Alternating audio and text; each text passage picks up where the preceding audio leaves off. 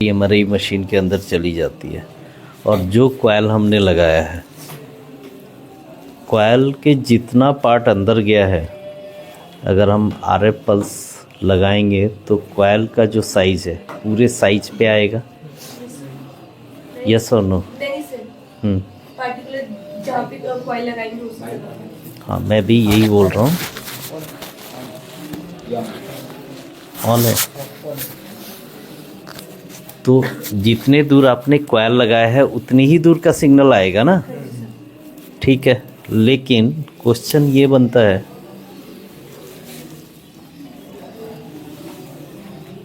आपने कॉइल लगाई इतनी बड़ी, ठीक है, और इमेज चाहिए आपको सिर्फ और सिर्फ इतने दूर का, यानी सिर्फ ऑर्बिट का, या इमेज चाहिए आपको सिर्फ फेस का या सिर्फ ब्रेन का,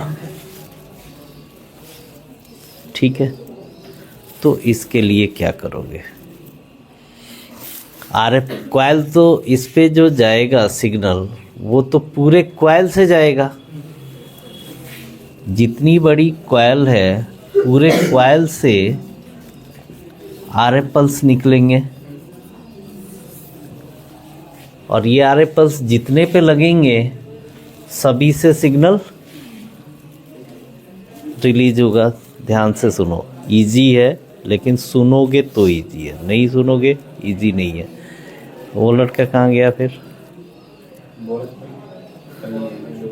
अच्छा, तो अब पूरे आरएफ कॉइल से आरएफ पल्स निकल रहा है, सिग्नल सभी से आएंगे, बट हमें सिग्नल कभी चाहिए सिर्फ हेड से, कभी चाहिए सिर्फ ऑर्बिट से, कभी चाहिए सिर्फ फेस से, ठीक है, अलग अलग। ये ब्रेन की बात नहीं, अदर बॉडी पार्ट की बात करते हैं। एब्डोमेन की कॉइल की साइज़ डोम्स ऑफ डायफ्राम से लेके नीचे तक है, ठीक है। लेकिन कभी आपको अपर एब्डोमेन का चाहिए, कभी लोअर एब्डोमेन का चाहिए, ठीक है। स्पाइन की कॉइल का साइज़ भी काफ़ी बड़ा है, ठीक है। तो उसमें आपको डेडिकेटेड एरिया के ही सिग्नल चाहिए। नी रिस्ट जॉइंट की कॉइल लगाएं, कॉइल का साइज यहाँ से यहाँ तक है, लेकिन सिग्नल इतनी ही दूर का चाहिए। तो जितने दूर का सिग्नल चाहिए आप उतनी दूर की स्लाइसेस सेलेक्ट करते हो। पहले तो हम डिस्कस करते हैं कि स्लाइस बोलते किसको हैं। बोलचाल की भाषा में स्लाइस आपने कहाँ सुना है? के हाँ, सब्जी वगैरह कट करते समय स्लाइस बनाते हो, ब्रेड जो होता है उसकी स्लाइस बनाते हो, खीरा है उसकी स्लाइस, ठीक है। तो वैसे ही हम जो भी इमेज देखते हैं, इमेज को देखने के लिए इंटरनल स्ट्रक्चर हमें देखना है। इंटरनल स्ट्रक्चर को देखने के लिए आप उसकी स्लाइस की कट्स लेते, स्लाइस निकालते हो। एक पार्टिकुलर एरिया निकाला और निकाल के उसको देखा। अब वो स्लाइस डिपेंड करता है कि आप कितनी मोटी काटते हो। जैसे सब्जी काटते हो तो कभी मोटा काटते हो, कभी पतला काटते हो, तो स्लाइस के कितना थिकनेस कितनी है, थिक है या थिन है, ठीक है। तो इस हमारे स्कैनिंग में इस स्लाइस की थिकनेस फिक्स है। ब्रेन का करना है तो कितना रखना है, ऑर्बिट का करना है तो कितना रखना है। बात समझ में आई? ठीक है। अब ये तो बात हो गई एक सिंगल स्लाइस की, बट एक सिंगल स्लाइस से तो पूरा एरिया कवर नहीं होगा। अब आपने लिया यहाँ से लेके यहाँ तक ब्रेन के अंदर के पार्ट्स को देखने हैं, तो आपको क्या करना पड़ेगा? यहीं से स्लाइस काटने शुरू करने पड़ेंगे ऐसे, और काटते हुए कहाँ जाना पड़ेगा? वर्टेक्स तक, जितना एरिया।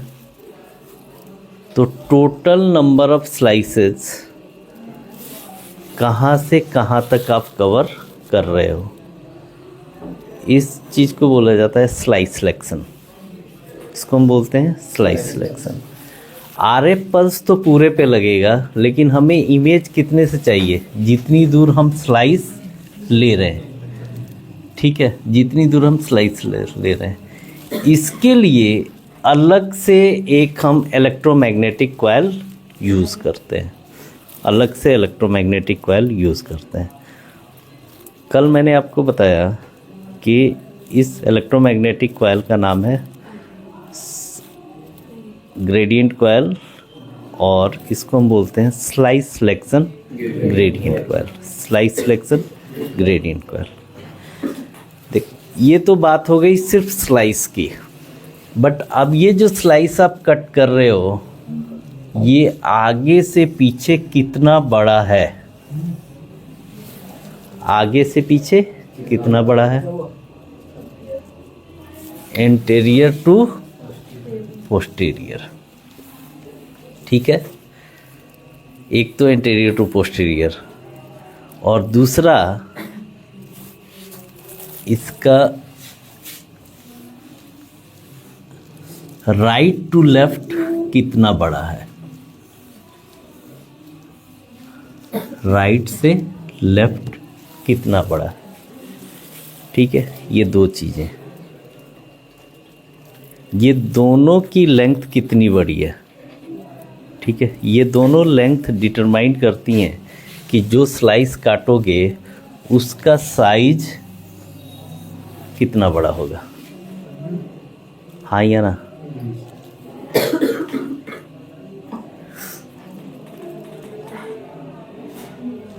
अगला टर्न उसका है।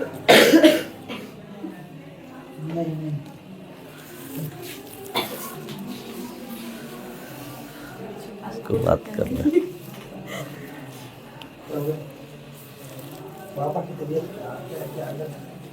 पापा की तबीयत खराब है, क्या बोल रहे हैं?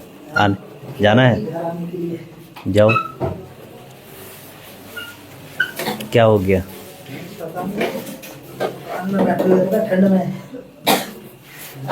तो क्या बोल रहे हैं, मतलब हुआ क्या है? ये जो स्लाइस आप कट कर रहे हो,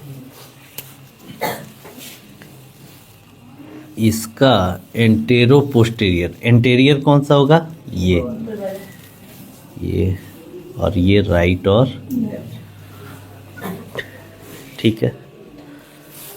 अब इसमें ये जो एंटेरो पोस्टीरियर वाला पार्ट है और ये राइट टू लेफ्ट पार्ट है, इसमें दो लाइनें होती हैं।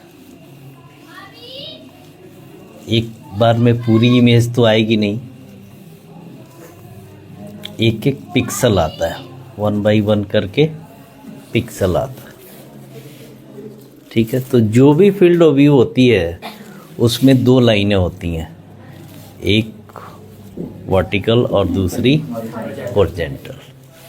ये वर्टिकल और हॉरिजॉन्टल लाइन दोनों मिल के बनाती हैं हमारी पूरी इमेज, और इस वर्टिकल और हॉरिजॉन्टल लाइन की वजह से जो एक सिंगल ये बॉक्स बन रहा है, इसको हम बोलते हैं पिक्सल, और उस सारे पिक्सल को हम क्या बोल रहे हैं? इमेज। तो smallest unit of a picture is known as pixel. किसी भी पिक्चर का स्मॉलेस्ट यूनिट पिक्चर।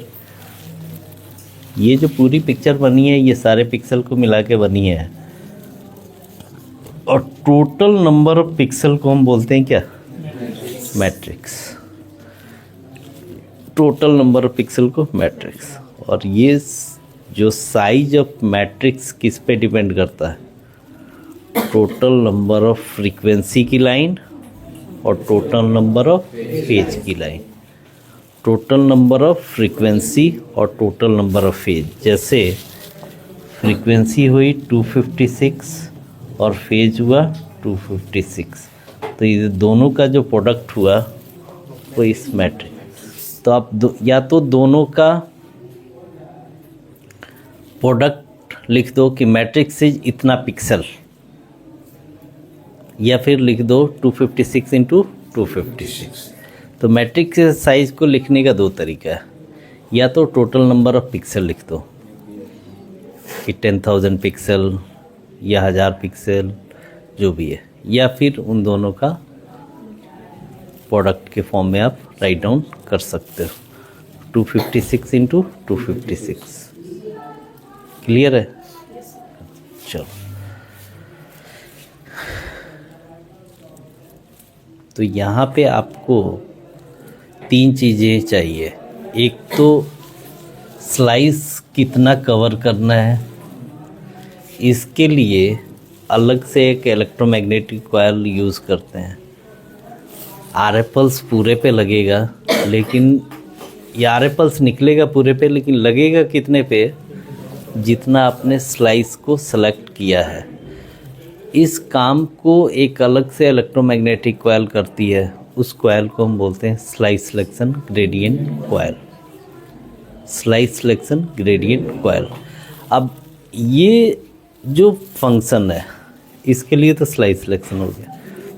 इसमें एंटीरियर टू पोस्टीरियर वाली जो लाइन सेलेक्ट करने का काम करेगी, जी, यानी फ्रीक्वेंसी का, वो भी एक अलग से इलेक्ट्रोमैग्नेटिक कॉइल है। उसको हम बोलेंगे फ्रीक्वेंसी इनकोडिंग ग्रेडियंट। और जो फेज की लाइन को सेलेक्ट करने का काम करेगी, उसको हम बोलेंगे फेज इनकोडिंग ग्रेडियंट कॉइल। ये 3 तरह की RF कॉइल भी एक इलेक्ट्रोमैग्नेटिक कॉइल है। इस RF कॉइल के अलावा 3 और आप इलेक्ट्रोमैग्नेटिक कॉइल मशीन के अंदर लगा के रखते हो, ठीक है। इन तीनों इलेक्ट्रोमैग्नेटिक कॉइल का जो काम है, ये वेरी होता है आप कौन सा प्लेन एक्वायर कर रहे हो इसके ऊपर। जैसे आप अगर एक्सियल की इमेज ले रहे हो तो स्लाइस का डायरेक्शन क्या है? Inferior to superior. ऐसे काट रहे हो ना, नीचे से काटते हुए ऊपर जा रहे हो, यही ना। तो स्लाइस सिलेक्शन का डायरेक्शन क्या होगा? इन्फीरियर टू सुपीरियर, ठीक है। फ्रीक्वेंसी का direction anterior to posterior. Phase का डायरेक्शन राइट टू लेफ्ट, ठीक है।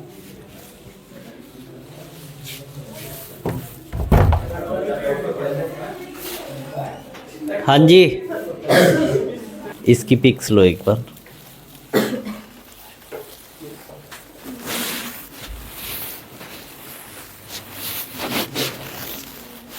लेटा दो आप, ठीक है। टेबल पे आपने लेटा दिया। टेबल पे लेटाने के बाद जो पेशेंट बोर पे लेटा हुआ है, ठीक है, तो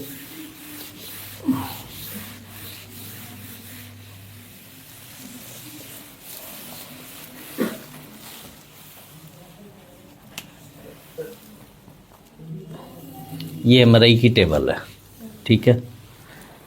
पेशेंट, सपोज करो ये पेशेंट आपका ऐसे लेटा हुआ है, ठीक है, डन। तो पेशेंट का ये वाला जो पार्ट है, ये वाला, ये कौन सा डायरेक्शन है?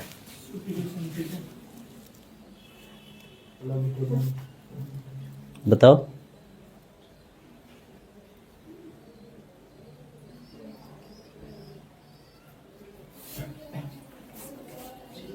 ये वाला कौन सा, मतलब देखो मैं सीधी लंबाई चौड़ाई, ठीक है, या ये वाला पार्ट कौन सा हुआ? लंबाई वाला। तो इसमें अगर हम पेशेंट की बात करेंगे तो क्या बात करेंगे? सुपीरियर टू इन्फीरियर या इन्फीरियर टू सुपीरियर, यही बोलेंगे ना।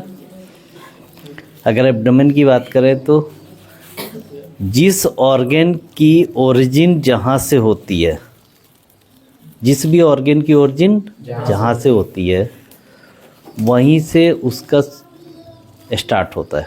जैसे अगर तो उसकी ओरिजिन जहाँ से हो रही है, वहीं से स्लाइस का स्टार्ट होता है। जैसे ब्रेन की ओरिजिन नीचे से, तो इन्फीरियर टू सुपीरियर। ऑर्बिट की ओरिजिन ऊपर से, सुपीरियर टू इन्फीरियर। फेस की ओरिजिन ऊपर से, फ्रंटल टू मैंडिबल, ऐसे। ये चेस्ट की ओरिजिन भी ऊपर से, एपेक्स टू सीपी एंगल, ठीक है। चाहे हम नीचे से ऊपर जाएं या ऊपर से नीचे जाएं, ये डायरेक्शन क्या कहलाएगा? सुपीरियर इन्फीरियर या इन्फीरियर सुपीरियर, यही है ना, पक्का, ठीक है। तो ये जो डायरेक्शन है, ये सुपीरियर टू इन्फीरियर, ये वाला, इस डायरेक्शन को हम फिजिक्स की लैंग्वेज में जेड एक्सिस बोलते हैं। इसको हम बोलते हैं जेड एक्सिस या जेड डायरेक्शन। सुपीरियर इन्फीरियर का डायरेक्शन हमारा कौन सा हुआ? Z direction. क्लियर है? या तो सुपीरियर इन्फीरियर बोलो या जेड बोलो, ठीक है। ये क्या हुआ पेशेंट का? एंटीरियर, और ये हुआ पोस्टीरियर, ठीक है। ये जो एंटेरो पोस्टीरियर डायरेक्शन है ये कहलाता है एक्स। ये क्या कहलाएगा? एक्स। ये वाला जो डायरेक्शन है ये कहलाएगा एक्स, ठीक है। और पेशेंट को अगर हम ऐसे देखें right to left, right to left भी होगा या नहीं होगा? अगर आप इधर सामने से देखोगे तो एक हाथ राइट की तरफ और एक हाथ लेफ़्ट की तरफ। तो ये जो डायरेक्शन हुआ यहाँ से, अगर मैं ये 3D टाइप का बनाऊँ, ऐसे दिखा दूँ, ठीक है, तो ये डायरेक्शन होगा आपका Y, X Y Z. Clear है? ठीक है। तो राइट टू लेफ्ट वाला एंटेरो पोस्टीरियर एक्स हो गया, राइट टू लेफ्ट कौन सा हुआ? वाई, ठीक है।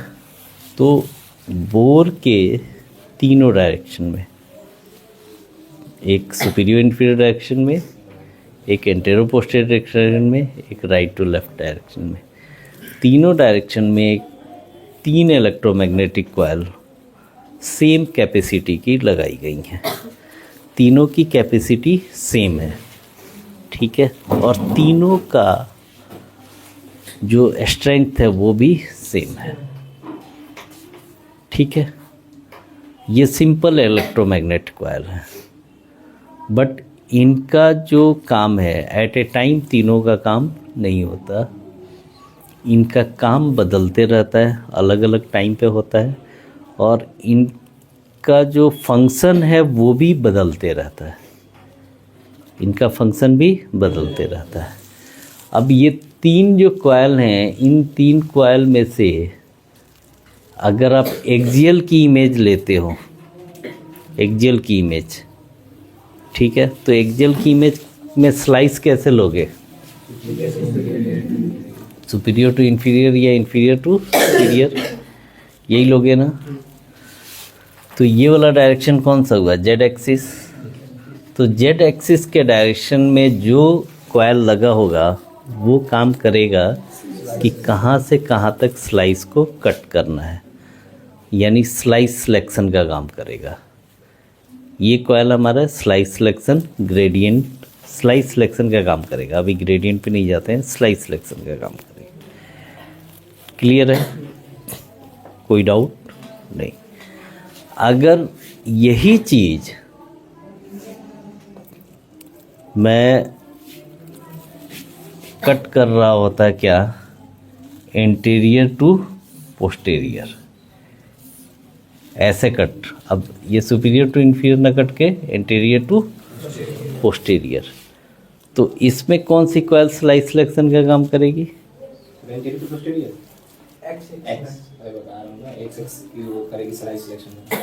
टू पोस्टीरियर या एक्स एक्सिस, यही ना? या एंटीरियर टू पोस्टीरियर में जो कॉइल लगी है वही करेगी ना। तो एंटीरियर टू पोस्टीरियर वाला कॉर्नल के लिए स्लाइस सिलेक्शन का काम करेगा, लेकिन एक्सियल के लिए सुपीरियर टू इन्फीरियर वाला स्लाइस सिलेक्शन का काम करेगा। यानी दोनों की कैपेसिटी सेम है, तभी तो वो सेम काम कर रही है। उसका क्वालिटी मतलब जो भी डिज़ाइन है वो सब कुछ सेम है। यस और नो? अच्छा, अगर यही चीज़ आप सैज के लिए बात करें, ठीक है, तो आप ऐसे समझो कि अगर मैं सैज का कट्स ले रहा हूँ, ठीक है, होगा राइट टू लेफ़्ट, तो राइट टू लेफ़्ट जो कॉइल लगी है वो क्या करेगी? स्लाइस सिलेक्शन का काम करेगी। पक्का समझ में आ रहा है ना? देखो, एक दिन भी चला जाए इसमें और समझ में आ जाए तो भी हमारे लिए बहुत अच्छा है। बिना समझे 1 साल पढ़ने से अच्छा है कि 1 हफ्ता समझ के पढ़ लो। ठीक है। राइट टू लेफ्ट जो है इसमें क्या काम करेगा, स्लाइस यानी स्लाइस सिलेक्शन ग्रेडियंट कॉइल किसी एक डायरेक्शन में नहीं है। कॉइल वही है जो एक्स में है, जो वाई में है, जो जेड में है। अगर आपकी प्लानिंग चेंज हो रही है तो वो अपना फंक्शन चेंज कर दे रहा है। कोई डाउट है? पक्का पूरा समझ में आ रहा है ना? हाँ जी। स्लाइस सिलेक्शन ग्रेडियंट कॉइल कौन से डायरेक्शन में लगा रहता है? Superior to inferior. हाँ जी, किस डायरेक्शन में लगा रहता है स्लाइस सिलेक्शन ग्रेडियंट कॉइल?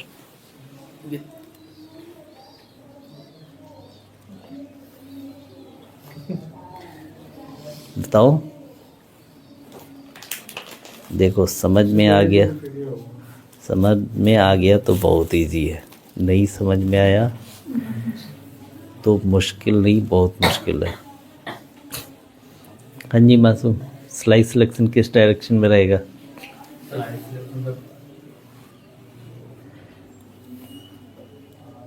बताओ। हम जैसे उसे यूज करेंगे वैसे वो काम करेगा। सुपीरियर टू इन्फीरियर यूज करें, सुपीरियर टू इन्फीरियर काम करेगा।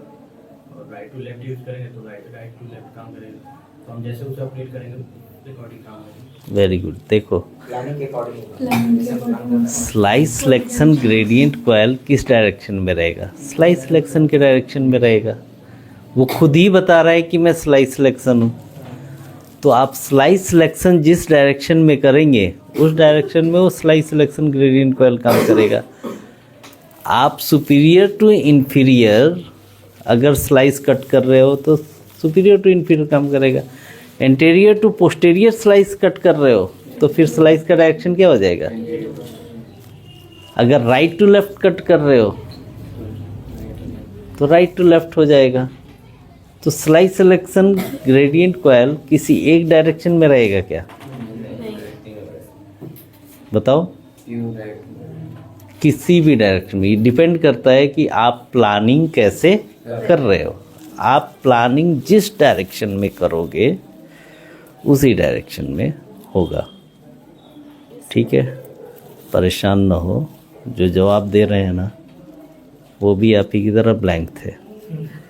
एक क्लास के बाद अगर आपके साथ कोई नया बच्चा बैठेगा तो आपको लगेगा कि इसको कुछ नहीं आता। अगर यही टॉपिक मैं अगले क्लास में रिपीट करूं और कोई नया बच्चा बैठा रहेगा तो आपको लगेगा ये कितना कमज़ोर है, इसको तो कुछ आता ही नहीं है। ठीक है, आप तब तक नहीं जानते हो जब तक आपने पढ़ा नहीं है। अगर पढ़ लोगे सीख जाओगे।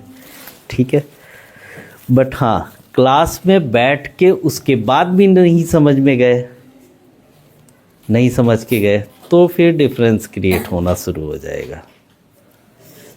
ठीक है, एक साथ बैठे हो फिर भी पढ़ के नहीं गए, दोनों को बताया, एक को ज़्यादा समझ में आया, एक को कम समझ में आया, तो ये गड़बड़ है। ठीक है, क्लियर है? हाँ जी, बात समझ में आई? चलो अब बताओ कि स्लाइस सिलेक्शन ग्रेडियंट कॉइल का डायरेक्शन क्या होगा? जिस डायरेक्शन में सेलेक्ट करेंगे जिस डायरेक्शन में हम स्लाइस को सिलेक्ट करेंगे that will be the direction of slice selection gradient coil. यानी इन तीनों में कॉइल में, मैं ग्रेडियंट कॉइल क्यों बोल रहा हूँ? क्योंकि कॉइल सेम है, फंक्शन उसका चेंज हो रहा है। अब क्या चेंज हो रहा है? अब हम देखते हैं इन तीनों ग्रेडियंट कॉइल काम करती हैं। अगर आप एक्सियल की इमेज ले रहे हो तो स्लाइस सिलेक्शन जेड एक्सिस में जो लगी है वो काम करेगी। ठीक है, लेकिन सिर्फ ये तो आपने स्लाइस सेलेक्ट कर लिया, लेकिन अब वो इको कहाँ का है, वो स्लाइस किस लेवल का है, राइट का है, लेफ्ट का है, एंटीरियर का है, पोस्टीरियर का है, सुपीरियर का है या इन्फीरियर का है। ठीक है, किस लेवल का है इसको भी बताने के लिए जाहिर सी बात है, एक बात बताओ, आप अगर ऐसे कट ले रहे हो सुपीरियर टू इन्फीरियर या इन्फीरियर टू सुपीरियर, तो जो इमेज आप देखोगे उसमें सुपीरियर इन्फीरियर दिखाई देगा क्या? नहीं समझ में आया? नहीं आया? जब नहीं आए तो खुद के साथ ईमानदारी करना है कि नहीं आया। सामने वाला क्या सोचेगा उससे हमारा कैरियर थोड़ी जुड़ा है, वो सोच के अपने घर रहे। ठीक है, अगर मुझे नहीं समझ में आया तो मैं क्या बोलूँगा? नहीं आया। फ़ायदा किसको होगा? 100% आपको फ़ायदा होगा। आपको अगर कोई चीज़ नहीं समझ में आया या समझ में आया, इसका सही डिसीज़न आप कब ले सकते हो? जब आप कोशिश कर रहे हो।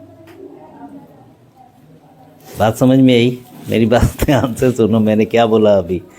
आपको कोई चीज़ समझ में आया है या नहीं आया है, ये कब डिसीजन ले सकते हो? या तो समझ में आया है या नहीं आया है, बीच वाला कब रहेगा? जब आपने ध्यान नहीं दिया है। अगर आपने ध्यान दिया है तो फिर आप कंफर्म हो कि आपको समझ में आया है कि नहीं आया। Hello, yes please. अब अगर आप superior to inferior slice cut करोगे, सपोज करो ये खीरा है, आपने इसको ऐसे कट किया, खीरे का ये सुपीरियर हुआ, ये इन्फीरियर हुआ, ये राइट हुआ, ये लेफ्ट हुआ, यहाँ पे स्माइली बना दो, ये एंटीरियर हो गया, यही ना, ये एंटीरियर हो गया। अब आपने इसको कट किया यहाँ से, तो यहाँ से कट करोगे तो खीरा ऐसे ही दिखेगा ना, तो स्माइली वाला पोर्शन ऊपर रहेगा, ये एंटीरियर, ये पोस्टीरियर, ये राइट और लेफ्ट। इसमें सुपीरियर इन्फीरियर दिखाई दे रहा है क्या? क्यों नहीं दिखाई दे रहा है? क्योंकि कट आप कैसे ले रहे हो?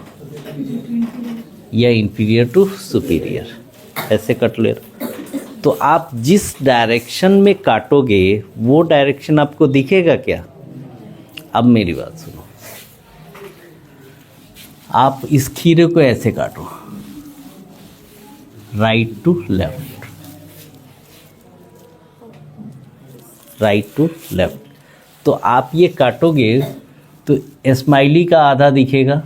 आप सपोज करो ऐसे कटा हुआ पोर्शन आया, यही ना, तो ये सुपीरियर इन्फीरियर तो दिख रहा है, ठीक है, और एंटीरियर टू भी दिख रहा है।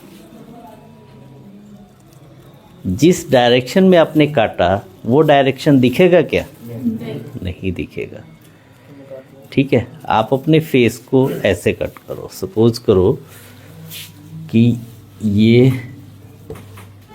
ठीक है, आप इसको राइट टू लेफ्ट ऐसे कट करो, तो इमेज आपको कैसे मिलेगी? ऐसे काटोगे तो कैसा दिखे? ये वाला क्लास हुआ है आपका? इमेजिंग प्लेन नहीं हुआ है, ये मामला यहीं फंस रहा है। चलो देखता हूँ वो क्लास खाली है। उसके बाद हम, अब देखो, हमें रेजोनेंस के बाद हम इमेजिंग पे आ चुके हैं कि इमेज हमें कैसे मिलेगी। अब हम जो भी आगे देख रहे हैं, मैग्नेट हमारा पार्शियली कंप्लीट हो गया है। मैग्नेट का बीच बीच वाला थोड़ा थोड़ा पार्ट है, वो जैसे जैसे हम आगे बढ़ेंगे बीच बीच में मिलेगा, उसको कवर करते जाएं। रेजोनेंस हमारा कंप्लीट हो चुका है। इमेजिंग हम देख रहे हैं। इमेजिंग में हम देखेंगे इमेजिंग प्लेन। इमेजिंग प्लेन जो हम इमेज लेते हैं, किस किस प्लेन में हम एक्वायर करते हैं। ठीक है, तो आप अगर वैसे सिंपल इमेज लो तो आप कैसे ले सकते हो? फ्रंट से, फ्रंट वाला ये जो पार्ट होता है, अगर हम एनाटॉमिकल प्लेन की बात करें तो ये जो भी दिख रहा है ये सारा इंटीरियर है, लेकिन हाथ का डायरेक्शन कैसे होना चाहिए, ये।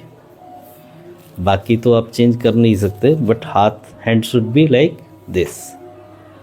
अगर मैं ट्रू एनाटॉमिकल प्लेन की बात करूं, ट्रू एनाटॉमिकल प्लेन में AP यानी आगे से पीछे, तो ये आपका हैंड ऐसे सीधा रहेगा, और फेस जो होगा ये कितना ऊपर नीचे, ये जो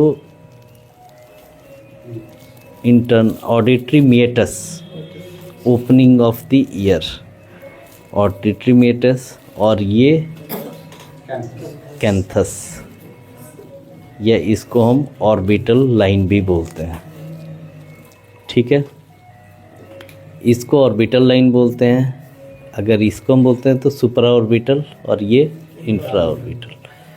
तो ये हमें ऑर्बिट और मिएटस, ऑर्बिटो मिएटस लाइन, ऑर्बिटो मिएटस लाइन, या हम बोलते हैं OM लाइन, OM लाइन। इसको हम कैंथस भी बोलते हैं, कैंथस, ठीक है। एक बार मैं इसको राइट डाउन कर लेता हूँ, इसको बाद में समझते हैं, अभी तो प्लेन क्लियर नहीं है तो।